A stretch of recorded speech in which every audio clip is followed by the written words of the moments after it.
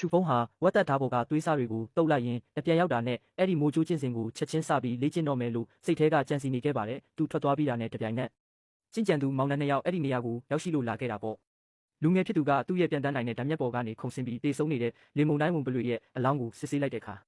သူ့ရဲ့မျက်သူငယ်အိမ်တွေဟာထိတ်လန့်လွန်းလို့ရုတ်တရက်ကျုံဝင်သွားပါတော့တယ်ဒီလောက်ပြင်းထန်လာတဲ့မိုးကြိုးစွမ်းအင်မျိုးလားတစ်ချက်တည်းနဲ့တင်အသက်ပြောက်သွားတာပဲလင်းချင်းချိုးလို့အမိရတဲ့အနီရောင်ဝစ်စုံတဲ့မိန်းကလေးကတော့ဝင်ပလွေမိစ္ဆာရဲ့ပြတ်တောက်နေတဲ့ခေါင်းကိုခြေထောက်နဲ့တစ်ချက်ကန်ပြီးစိတ်မရှိတဲ့မျက်နှာပေးနဲ့တွားချဆိုဟာဒါကြီးကဘာကြီးစရာရှိလို့လဲငါရဲ့ဂျူနီယာမောင်လေးကလည်းအပူတွေပဲလို့ပြောတာပေါ့လူငယ်ကတော့စကားမဆုံးခင်မှာတင်ချက်ချင်းထွက်လိုက်ပြီးသူ့ရဲ့မျက်လုံးထဲမှာတော့မတိမတာရမတ်ဆန်းပြတဲ့အရေးအယောင်တွေဖြစ်ပြေးသွားပါတယ်ပြီးတာနဲ့သူတို့နှစ်ယောက်စလုံးတောအုပ်ထဲကိုလျှက်စီးပမာပျောက်ကွယ်သွားကြပါတော့တယ်တိုက်ဆိုင်ဆိုင်ပါပဲဗျာသူတို့သွားတဲ့လမ်းကြောင်းကချူဖုံးသွားခဲ့တဲ့လမ်းကြောင်းနဲ့တစ်ထပ်တည်းဖြစ်နေခဲ့တာကိုတစ်ဖက်မှာတော့စုရောင်လေးကဈေးဝယ်ပြီးလို့အိမ်ပြန်လမ်းမှာကခုံမြူးထူရင်းပြန်လာတဲ့အချိန်ငါလည်းမျက်လုံးကိုရုတ်တရက်မိလိုက်မိပါတယ်ငါရဲ့ပန်းပဲဆိုင်ရှိမှာကောက်ရိုးဦးထုတ်တွေစောင်းထားတဲ့လူနှစ်ယောက်တန်တရားဖြစ်စရာကောင်းလောက်အောင်ဝဲလေလုံနေတာကိုမြင်လိုက်ရလို့ပဲဗျသူတို့လက်ထဲမှာတွေးတွေတဆူဆူစီးကြနေတဲ့အာယုံခံအိမ်မြောင်ကြီးကိုကင်ပြီးဒီလိုမျိုးခိုးကြောင်ခိုးဝက်နဲ့ဘာတွေလာလုပ်နေကြတာလဲငါလည်းမျက်မှောင်ကုပ်ပြီးအဲ့ဒီလူနှစ်ယောက်ကိုလှမ်းអော်လိုက်တဲ့အခါသူတို့နှစ်ယောက်စလုံးတပြိုင်နက်တည်းလှည့်ကြည့်လာကြပါတယ်တယောက်ကသူ့လက်ထဲကလင်းထိန်နေတဲ့အိမ်မြောင်ကိုစူးစူးဆိုင်ကြည့်ရင်းနဲ့ဒီအဖိုးကြီးစီမှာငါတို့ရှာနေတဲ့ချူဖုံးဆိုတဲ့တရိတ်ဆန်ရိုင်းကောင်ရဲ့အငွေ့သက်တွေရှိနေတယ်လို့ပြောပြီးနှာခေါင်းရှုံလောင်ပြုံးလိုက်တာပေါ့ချူဖုံးဆိုတဲ့နာမည်ကိုကြားလိုက်ရတဲ့အခိုက်အတန့်မှာပဲငါရဲ့မျက်တငယ်အိမ်တွေဟာစက်ခနဲ့တုံသွားပြီးရင်ထဲမှာဒိန်းကနေခုန်သွားခဲ့ရတယ်ဒီကောင်တွေကတေချာပေါက်ချူမီသားစုရဲ့ရန်သူတွေပဲဗျငါပြန်ပြီးတုတ်ပြန်ဖို့ပြင်ုံရှိသေးတယ်အနက်ရောင်အရေးတစ်ခုကငါမျက်စိရှိမှဝင်းကနေလက်သွားပြီးဆူးရှလုံးနဲ့လာချန်ကွေတားမြက်တလက်ကငါရဲ့လေပင်တက်တဲ့ကိုအချိန်စမရှိလာပြီးပိတ်ညက်ထားပါတော့တယ်အဖိုးကြီးချူဖုံးပင်မှာလဲသူ့အတန်ကရေခဲတွေကိုတောင်အကွဲသွားစေလောက်အောင်အေးဆက်လုံးနေတာပေါ့ဒါကိုမြင်တော့စုရောင်လေးကချက်ချင်းလက်မောင်းအင်ဂျီကိုပစ်တင်လိုက်ပြီးငါအကိုကြီးဖန်ကိုလာထိရဲတာလားဆိုပြီးဝင်ချဖို့ပြင်တော့တာပဲငါလဲစိတ်တူတူနဲ့မျက်နှာကြီးမြင်မြန်သွားပြီးနေဦးဒီမျိုးထဲမှာလူတွေအများကြီးရှိသေးတယ်လို့ပြောပြီးစုရောင်ကိုအနောက်ကိုအတင်းဆွဲပို့လိုက်ရတယ်ပြီးမှအဲ့ဒီဝစ်စုံနဲ့လူနှစ်ယောက်ခက်ကိုလှည့်ပြီးဘာအန္တရာယ်မှမရှိတဲ့တာမန်လူသားတစ်ယောက်လိုဟန်ဆောင်ပြုံးတဲ့အကိုကြီးတို့ရဲ့စိတ်မပူကြပါနဲ့ချူဖုံးဘယ်မှာလဲဆိုတာကျွန်တော်သိတာပေါ့အခုပဲလိုက်ပို့ပေးပါမယ်လို့ပြောလိုက်မိတယ်ဝစ်စုံနဲ့လူကတော့တကယ်ပဲကြောင်သွားတာပေါ့ဝိညာဉ်စွမ်းအင်လုံးဝမရှိတဲ့တာမန်လူသားတစ်ယောက်ကငါတို့လိုကအခြေခံအုပ်မြင့်တိဆောက်ခြင်းအဆင့်ကျင့်ကြံသူအစွမ်းထက်နှစ်ယောက်ရှိမှဒီလောက်တောင်ပြင်းပြင်းနေနိုင်တာကိုဒါပေမဲ့သူကပြန်တွေးလိုက်တာကဒီလိုဝေးလံတီကောင်းတဲ့အရက်ဒေတာမျိုးမှာဘလို့အစွမ်းထက်တဲ့သူရှိမှလဲဒီဖိုးကြီးကတော့အခြေအနေကိုတီးလို့အလိုက်တဲ့လောက်တာနေမှာပါဆိုပြီးငါ့ကိုရှေ့ကနေဥဆောင်ပြီးခေါ်သွားခိုင်းတော့တာပဲငါတို့တွေမြို့ပြင်ကလူသူစိတ်ငြိမ်တဲ့တောင်တန်းတွေစီရောက်သွားတဲ့အချိန်မှာတော့ငါရုတ်တရက်လမ်းလျှောက်တာကိုရက်လိုက်ပါတယ်မင်းတို့တွေကချူဖုံးစီကနေတွေးကြွေးလာတောင်းကြတာမဟုတ်လာ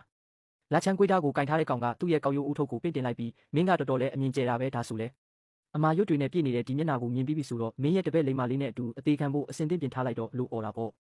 ့ငါလည်းငါရဲ့လက်ကောက်ဝတ်ကိုတစ်ချက်လှည့်ပတ်လိုက်ရင်နှက်ခမ်းတောင်းကနေအေးဆက်ဆက်အပြုံးတစ်ခုပြုံးလိုက်မိတယ်ဝစ်စုံနဲ့လူနှစ်ယောက်ကတော့လောကမှာအပျော်ရဆုံးပြက်လုံးကြီးတစ်ခုကိုကြားလိုက်ရတယ်လို့မျိုးဟာတိုက်ပြီးရေမောကြတော့တာပဲဟာမင်းကဝိညာဉ်စွမ်းရင်တော့မရှိတဲ့တန်လိုတန်ဆအမိုက်ကောင်တက်ပဲဟာကိုငါလည်းရင်ထဲမှာတကယ်ကိုကျင်းနဲ့အားရသွားခဲ့ပါပြီငါတပည့်လူရွေးမသွားမလားလို့စိုးရိမ်နေတာအခုတော့ငါဘက်ကနေလက်ပါဖို့အတွက်တရားဝင်အကြောင်းပြချက်ကောင်းကောင်းကြီးရသွားခဲ့ပြီလေမျက်တောင်တစ်ခတ်အတွင်းမှာပဲငါလက်ကိုမြောက်လိုက်ပြီးငါအနားမှာရှိနေတဲ့ကောင်ရဲ့ဦးကောင်းခုံစီကိုစက်ခနဲ့လှမ်းပြီးရိုက်ချလိုက်ပါတော့တယ်ဒီလိုတာမန်လူသားအမိုက်ကောင်ကငါ့ကိုများလက်ဖျားနဲ့လာထိရဲတယ်ဟုတ်လားဝစ်စုံနဲ့လူတွေကနှာခေါင်းရှုံလောင်ပြုံးရင်းငါ့ကိုသွေးညီနံစိတ်ရွှေမြူကိုးတွေဖြစ်ပြောင်းလဲပစ်ဖို့အတွက်သူတို့ရဲ့ကာကွယ်ရေးအရှိန်ဝါတွေကိုချက်ချင်းမြင့်တင်လိုက်ကြပါတယ်ဖက်ပုတ်ပွားနေတဲ့ခရမ်းကျင်တီတစ်လုံးကိုဖိချေပစ်လိုက်တယ်လို့မျိုးအကွဲတန်ကြီးနဲ့အတူအဲ့ဒီဝစ်စုံနဲ့လူရဲ့ခေါင်းကြီးကနေရာမှာတင်ဝန်းကနေပောက်ကွဲထွက်သွားပြီးဘေးကသူ့အဖော်ရဲ့မျက်နှာပေါ်ကိုသွေးညီနဲ့အခိုးရှံတွေပက်ဖြန်းသွားပါတော့တယ်သူတို့ယုံကြည်ကိုးစားထားတဲ့ကာကွယ်ရေးအရှိန်ဝါဆိုတာကြီးကစက်ကူစုပ်တရွက်လိုပဲတာတာရလေးပြည့်ထွက်သွားခဲ့တာဗျကြံရစ်ခဲ့တဲ့ဝစ်စုံနဲ့လူကတော့တကယ်ကိုထိတ်လန့်တုန်လှုပ်သွားပြီးတကိုယ်လုံးတစ်ဆက်တုံးရီစွာနဲ့အော်ဟစ်တော့တာပဲဒါကတာမန်လူသားမဟုတ်ဘူးသူကလောကကြီးကနေစက်မြုပ်နေတဲ့ကြောက်မက်ဖွယ်မိစ္ဆာဦးကြီးပဲလို့အော်ပြီးနောက်လှည့်ပြီးအသက်လူကထွက်ပြေးဖို့ပြင်ပါတော့တယ်ဗျာ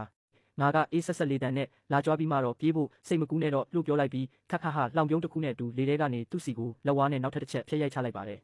ဝုန်းနားကွဲလို့မတက်အတန်ကျဲကြီးနဲ့အတူမြေကြီးထဲမှာ3 မီတာလောက်နှက်သွားတဲ့တွင်းကြီးတွင်ဖြစ်သွားပြီးအဲ့ဒီဝစ်စုံနဲ့လူကတော့တွင်းအောက်ခြေမှာရစရာမရှိအောင်ညက်ပူးညက်ပိတ်ပါသွားရှာပါတော့တယ်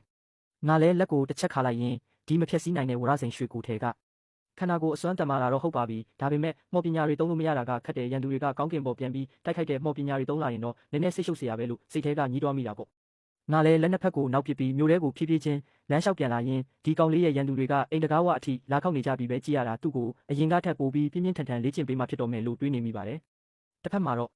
တကူလုံးသွေးတွေပေးကြံနေတဲ့ချူဖုံးဟာအနက်ရောင်တန်ချက်ကတောဝက်ပုံကြီးကိုတက်ဖြတ်ပြီးနောက်သူရလာတဲ့ပစ္စည်းတွေကိုပျော်ပျော်ကြီးရေတွက်နေခဲ့တာပေါ့အခုဆိုရင်သူဟာဝိညာဉ်စုစည်းမှုအဆင့် 5 ကိုတောင်ရောက်ရှိလို့နေပါပြီ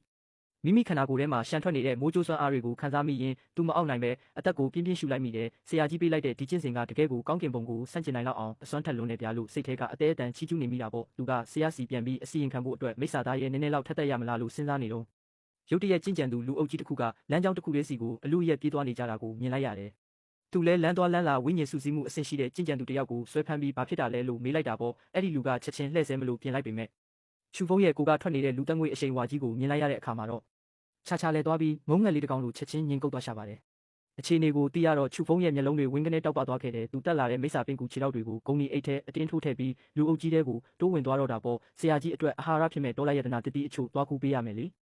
မကြခင်မှာပဲချူဖုံးဟာလူအုပ်ကြီးရဲ့အရှိဆုံးအထိတိုးဝေးပြီးရောက်သွားခဲ့ပါတယ်အဲ့ဒီ6ကမ်းမအဆုံးမှာရှိနေတဲ့ကိုရောင်ကြီးရှန်ထွက်တစ်တီးကြီးကတော့တကယ့်ကိုမျက်စိကျစရာကောင်းတော့အောင်တောက်ပနေခဲ့တာဗျသူ့မျက်လုံးတွေတောက်ပြောင်သွားပေမဲ့ထူးဆန်းတာက6ကမ်းမတစ်ခုလုံးမှာကျင့်ကြံသူတွေအပြည့်ဝိုင်းနေကြတာတော့မှဘသူမှရှေ့တိုးပြီးသွားမခုရဲကြတယ်လို့ချူဖုံးကိုယ်တိုင်လည်းစွန့်မိတ်ပြီးလက်မပါရဲသေးပါဘူးလူအနှုတ်အတယောက်တောင်မှဒီလိုအဆင့်ရှိတဲ့ဝိညာဉ်ယတနာတစ်တီးမျိုးရဲ့ဘေးမှာကြောက်မက်ဖွယ်ကောင်းတဲ့အဆောင်ရှောက်မိစ္ဆာသားရဲကြီးရှိနေလိမ့်မယ်ဆိုတာသိတာပဲဟာသူလူအုပ်ကိုဝေ့ကြည့်လိုက်တော့အများစုကဝိညာဉ်စုစည်းမှုအဆင့်ကအတွေ့အကြုံနဲ့အခြေခံသမားတွေဖြစ်ပြီးအခြေခံအုတ်မြစ်တိဆောက်ခြင်းအဆင့်ကျင့်ကြံသူကတော့လုံးဝကိုရှားပါနေတာကိုတွေ့လိုက်ရတယ်ငါတို့လက်ဦးမှုယူပြီးဝင်လူကြမလားလို့လင်းချင်းချိုးရဲ့ဘေးကဝစ်စုံဝစ်ကျင့်ကြံသူလူငယ်ကလက်နှစ်ဖက်ကိုပို့ရင်းစိတ်လှုပ်ရှားတကြီးမေးလိုက်တယ်လင်းချင်းချိုးကမျက်လုံးကိုမှိတ်လိုက်ပြီးဘာတွေလောနေတာလဲအဲ့ဒီအဆောင်ရှောက်သားရဲကြီးကဘလို့အကောင်မျိုးလဲဆိုတာအရင်စောင့်ကြည့်ရအောင်သူမရဲ့အပြင်ပန်းကတည်ငြိမ်အေးဆေးနေပေမဲ့ရင်ထဲမှာတော့အရန်ကိုဝမ်းသာပီတိဖြစ်နေခဲ့တာပေါ့ချမ်းရွှမ်းကိုင်းမှာလှုပ်ဝက်ဆန်းပြအစင်ယတနာတွေမရှားဘူးဆိုပေမဲ့ဒီကိုရောင်ကြီးရှန်ထွက်တဲ့တီးကတော့သူမအတွက်အရန်ကိုအရေးကြီးလို့နေလို့ပဲသူမအစ်စ်တင်လို့ထားလာတဲ့ဝိညာဉ်မဲ့တွေးမျိုးဆက်ခါကိုပိုမိုခိုင်မာလာစေဖို့အတွက်ဒီလိုထိတ်တန်းဝိညာဉ်တစ်တီးမျိုးကမရှိမဖြစ်လိုအပ်တာလေဒါမျိုးကအနှစ်တရာမှာတစ်ကြိမ်သာပေါ်ထွက်တတ်တဲ့အလွန်ရှားပါတဲ့အရာမျိုးမဟုတ်လားဟောအဲ့ဒီအနီရောင်ဝစ်စုံနဲ့မိန်းကလေးကကြည့်ရတာတနေရာမှာမြင်ဘူးတလူလိုနဲ့ချူဖုံးကလင်းချင်းချိုးကိုမျက်လုံးထောင်းကနေအကဲခတ်မိပြီးမအောင်နိုင်ပဲနောက်ထပ်2ချက်3ချက်လောက်ထပ်ပြီးစိုက်ကြည့်မိသွားပါတယ်လင်းချင်းချိုးကတခုခုကိုအာယုံခံပြီးသွားပုံရပြီးမျက်နှာကိုတင်းပစ်လိုက်ကအေးဆက်ဆက်နဲ့လှည့်ကြည့်လာခဲ့တာပေါ့ဝိညာဉ်စုစည်းမှုအဆင့်ပဲရှိသေးတဲ့လေလွင့်ကျင့်ကြံသူလေးတစ်ယောက်ကသူမကိုစိုက်ကြည့်နေတာကိုမြင်လိုက်ရတဲ့အခါသူမမျက်မှောင်ကုတ်သွားမိတယ်ဒါကိုဘေးကလူငယ်ကမြင်တော့ချက်ချင်းဒေါသချောင်းချောင်းထွက်သွားပြီးဒီဒေါသကဘဲကနေရောက်လာတာလဲငါရဲ့ဂျူနီယာညီမလေးကိုဘယ်လိုမျက်လုံးနဲ့လာကြည့်ရတာလဲညီမလေးငါသူ့မျက်လုံးတွေကိုအခုပဲတောဖောက်ထုတ်ပေးရမလားလို့ဟိန်းဟောက်တော့တာပဲလင်းချင်းချိုးကနှာခေါင်းရှုံပြီးအထက်စီးပြုံးနဲ့သူ့ကိုအရှိကနေလမ်းသွားရှင်းခိုင်းပြီးအမြောက်စာအဖြစ်သုံးလိုက်ရုံပေါ်လို့ပြောလိုက်တယ်ဖက်အဲ့ဒီလူငယ်ကလက်သီးကိုဘလောက်တောင်တင်းတင်းဆုပ်လိုက်လဲဆိုရင်လက်စစ်တွေပါဖြူဖြော့သွားပြီးချူဖုံးကိုမနာလိုအမုန်းပွားစရာမျက်လုံးတွေနဲ့စိုက်ကြည့်နေတော့တာပဲသူဒီနဲ့သမီးလေးရဲ့အလိုကျဖြစ်အောင်ဖားရနေရတာဘလောက်တောင်ကြပြီလဲဒီနေ့တော့သူမအရှိမအထင်ကြီးအောင်ပြသရတော့မယ်လေအဲ့ဒီအချိန်မှာပဲလူတိုင်းကိုထိတ်လန့်တုန်လှုပ်သွားစေမဲ့ဟိန်းဟောက်တန်ကြီးတစ်ချက်ပေါ်ထွက်လာပါတော့တယ်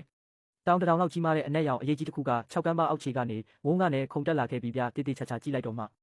အဲ့ဒါဟာခန္ဓာကိုယ်တစ်ခုလုံးမိုးကြိုးလျက်စီးတွေတစ်ဖြက်ဖြက်တောက်ကွဲနေပြီးအခြေခံအုတ်မြစ်တိဆောက်ခြင်းအဆင့်နှောင်းပိုင်းရဲ့ကြောက်မက်ဖွယ်ဖိအားတွေကိုထုတ်လွှတ်နေတဲ့ရွှေနီရောင်မိုးကြိုးဝက်ဝင်ကြီးဖြစ်နေတာပါပဲ